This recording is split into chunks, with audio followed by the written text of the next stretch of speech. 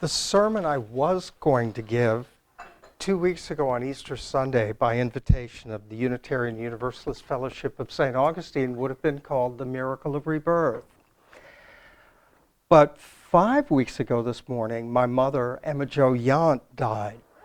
And so what I give you today is death and rebirth.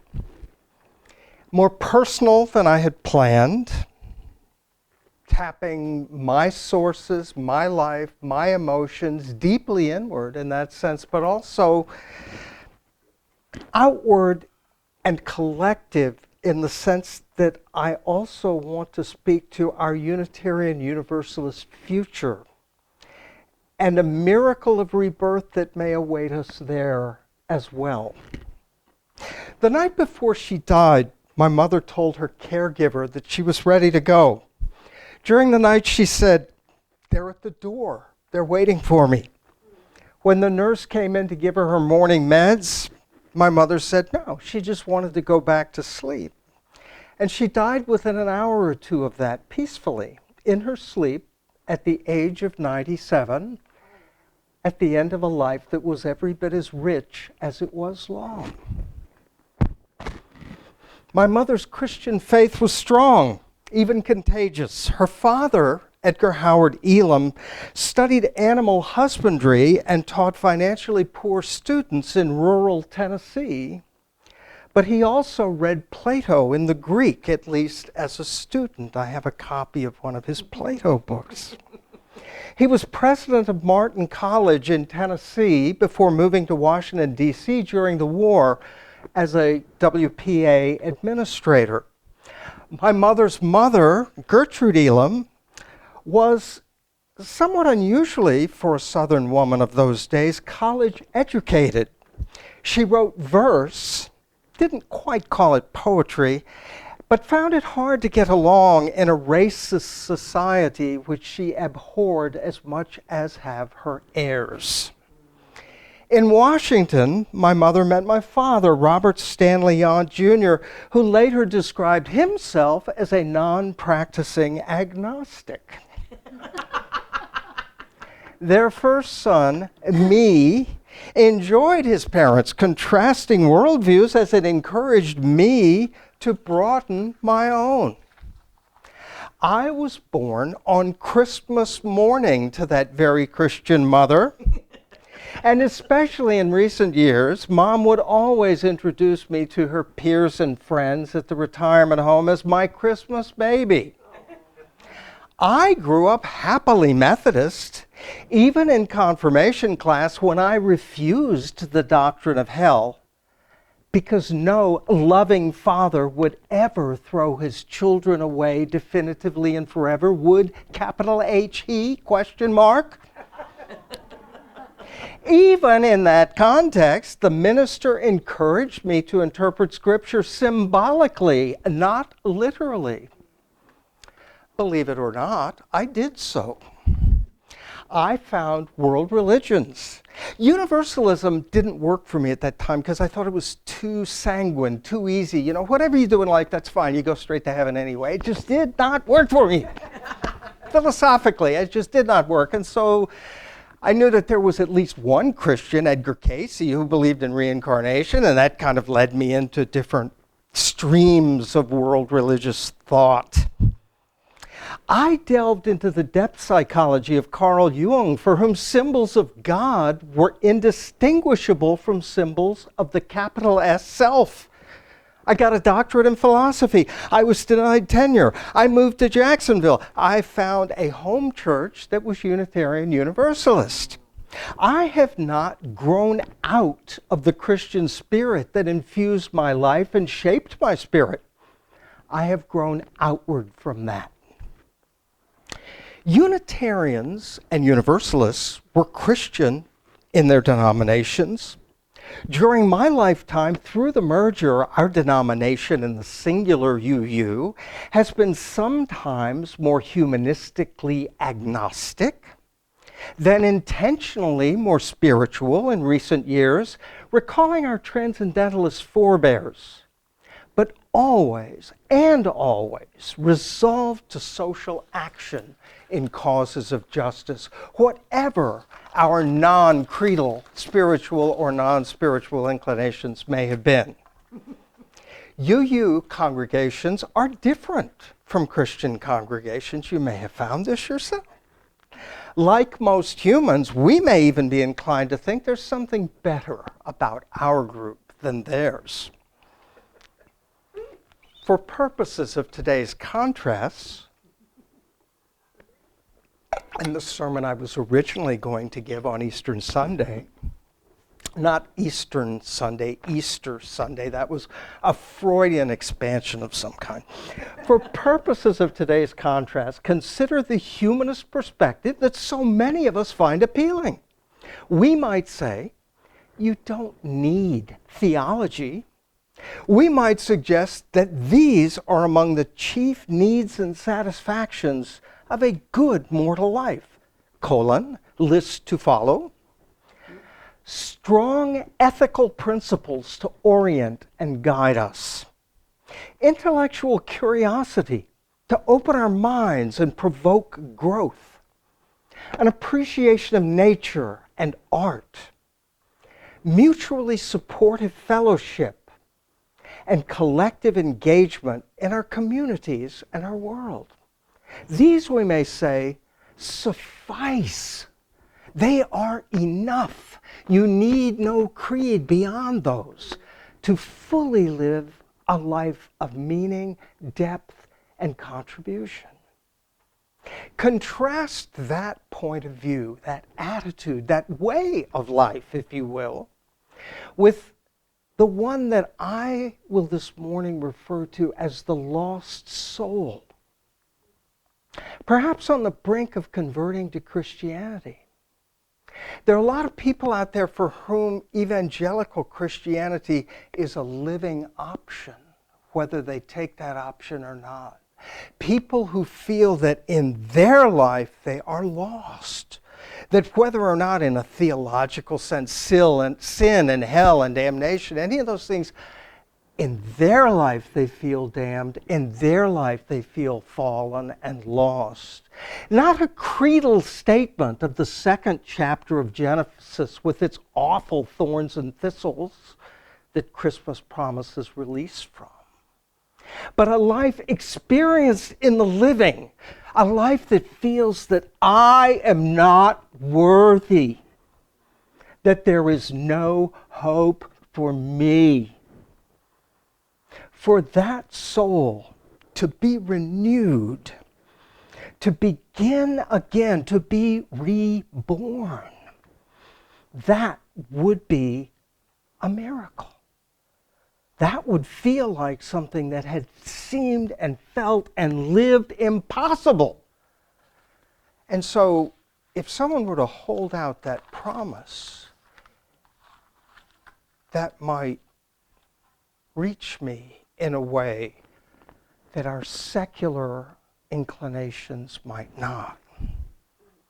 Christians speak of being born again and might describe that as a conversion. It stems in that sense of conversion from the Greek word metanoia, a thorough change of character of my being in the world.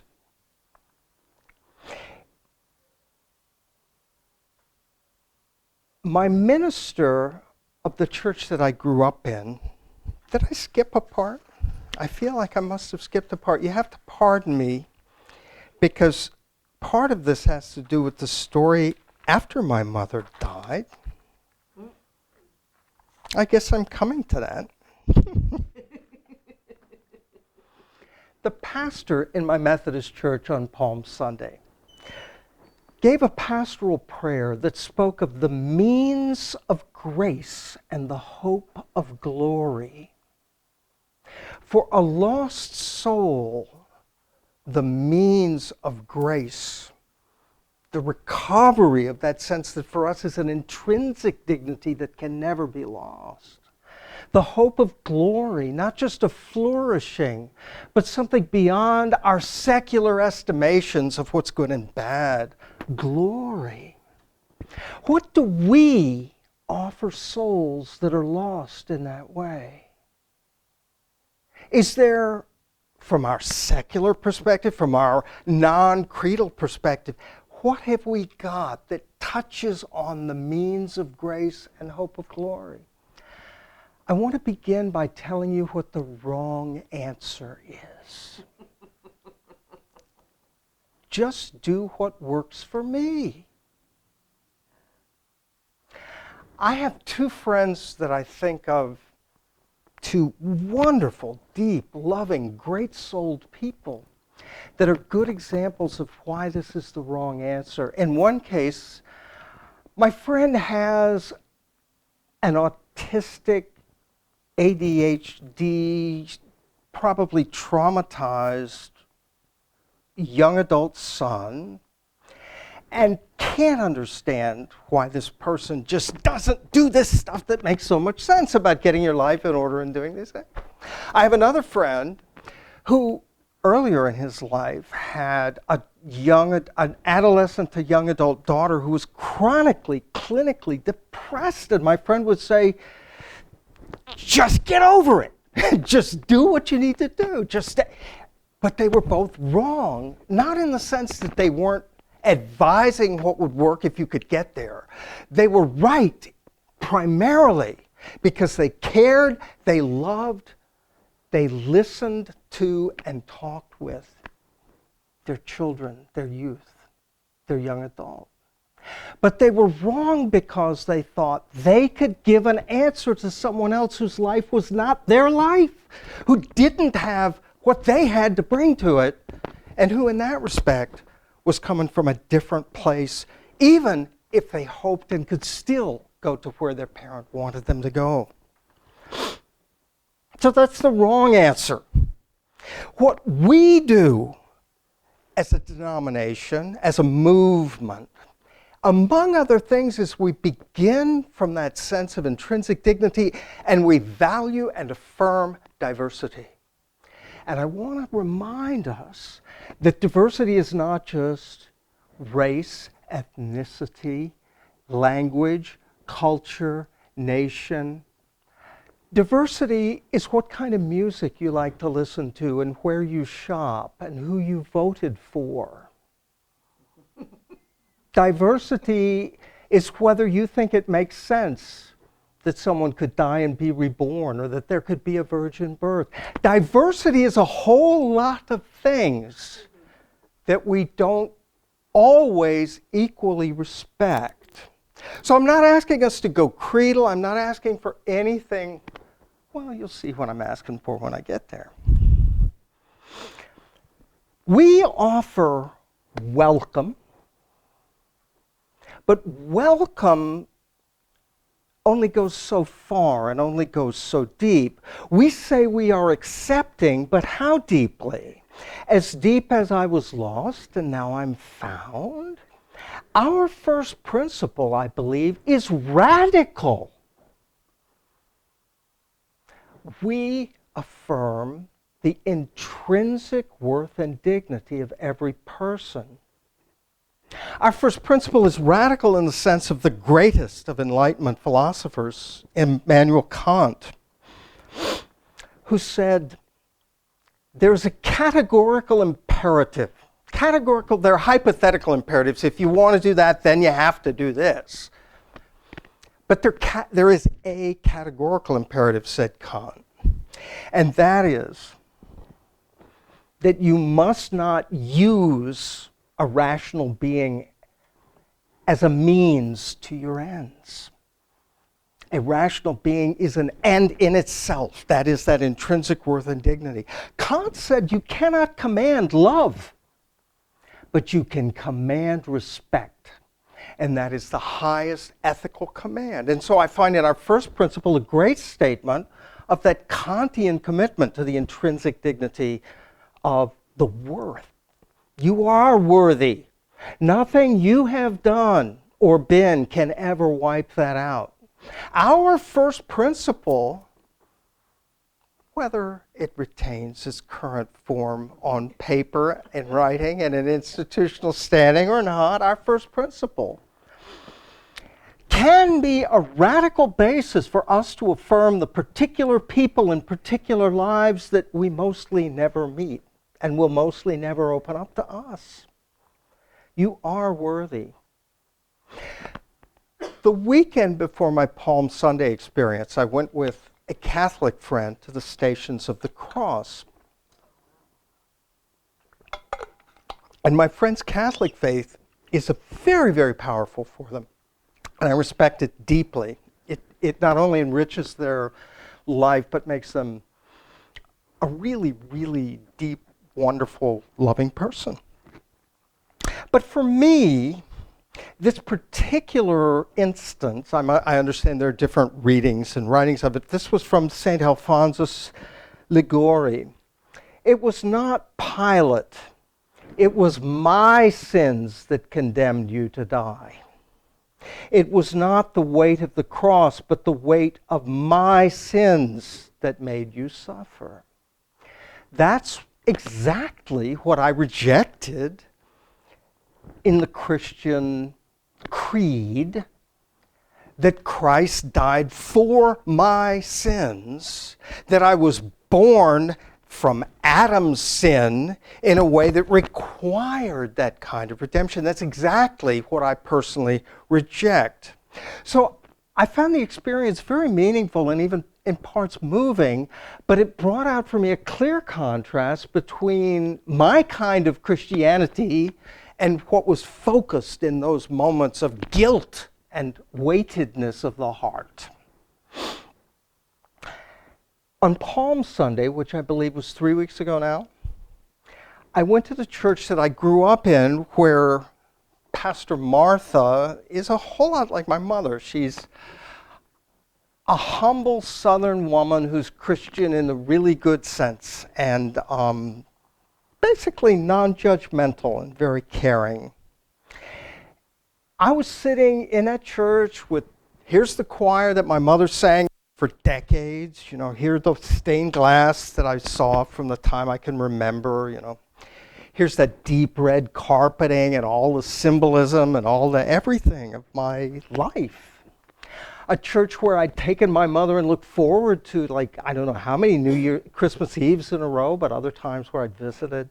And Pastor Martha went kind of deep in her pastoral prayer before her homily, and she said, Lord, I look at the world around me and I ask, why? Why is it like this? Why is there so much that is so wrong? And why aren't you doing something? Why isn't... And she kind of had me at that point, because I can see the world that way too. And a sadness welled up in me, and I was I can't tell you how glad I was that I had a dear friend with me who could more than hand me a Kleenex. There's a German word, maybe it's from around Kant's time, maybe earlier or not, but we don't quite have an English equivalent for Weltschmerz. The pain at the sadness at the pain of the world. And I have felt that for a long, long time. When I've gone through therapy for years now, actually, in the sense of self-improvement, Jungian individuation, there's this deep sadness in me that I cannot figure out. I have never in my life done anything that earns that sadness. I have never experienced the kind of trauma that would have implanted that level and kind of sadness in me. It's just felt to me like there's something in me that connects with the pain of the world in a way that's just messy. And I've also felt through the experiences of therapy that there's one more, at least, level of letting go that I haven't done yet. And so, as I sat there, the pastor said we shouldn't beseech God. We should open our hearts. And as I opened my heart there in that church, I wept and I wept and I wept. Maybe it was a perfect storm. My unfinished therapy, a lifetime in that church, the democracy of my patriotic childhood being torn apart by moneylenders and false prophets in a world headed to hell, right? And of course, my mother's death. No more home for Christmas. No more living source of the unconditional love I've always known. I wept and I wept, and I felt what a family member might feel in the front row of a memorial service for the dead, but to that family. I don't know yet if those tears carried with them the sadness that I couldn't quite dredge up and out in therapy. I don't know if in the Easter season I'll find myself more fully engaged as I had hoped for after my father's death 7 years ago. But I don't need to understand, because I have experienced something deeper and maybe bigger than that understanding. I had another church experience right before I left Maryland. I went to Washington, D.C. right before driving home on the first leg of my return visit. I went to Ford's Theater to see a new musical, Shout, Sister, Shout, that was based on the life and song of gospel singer and rock and roll forerunner Sister Rosetta Tharpe. And I have one page that isn't the same color as the rest, I think. It's just sticky. That's all right. You guys don't mind me being a little bit awkward. That's one of my superpowers with the youth, by the way. So from gospel to rock, what an absolutely perfect and apt way for me to find my way home from what could no longer quite be home in the Thomas Wolfe sense of you can never go home, to a Florida home that now calls even more to my mortal commitment in my life moving forward, the life that I lead from here. So I had meant, in a sermon for the St. Augustine Fellowship, to challenge us to find lost souls of our world. But do we ever really know the heart of another? Do we know what unwept tears and unmet hopes filled this room this morning? Ours is a religion that would change with the world, but do so not to keep pace, but to change the world. The principles and sources I've seen most Sundays for 25 years may be undergoing a profound change, because at the next General Assembly, there's a set of values grounded now in love on which the membership will vote to replace the way that we have ensconced our principles and our sources. Kant had said that respect can be commanded, but love cannot. We cannot command one to love. But we are being called beyond reason, beyond even the ethical.